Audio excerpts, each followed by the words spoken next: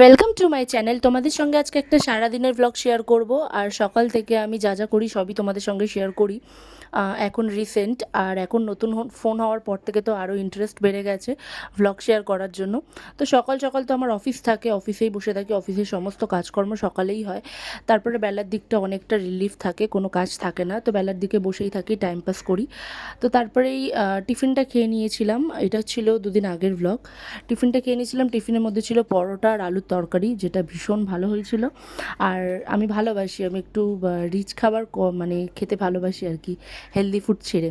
তারপর দুপুরে এসে বাড়িতে লাঞ্চ করলাম, আর বিকেলে সন্ধ্যাবেলাতে বর মাখিয়েছিল নিজের হাতে ওই চানা দিয়ে মুড়ি মাখিয়েছিল, বেশ শশা কচি, মানে আলু কাবলির মতন করে আর কি মুড়ি মাখিয়েছিল। আর আমি নিয়ে এসেছিলাম পকোড়া, তো খেয়েছিলাম। আর রাতের ডিনারেও সেদিন খাওয়া হয়েছিল চাউমিন আর চিলি চিকেন। সেই শর্টসটা শেয়ার করেছি, সেটাতে তোমরা অনেক ভালোবাসা দিয়েছো।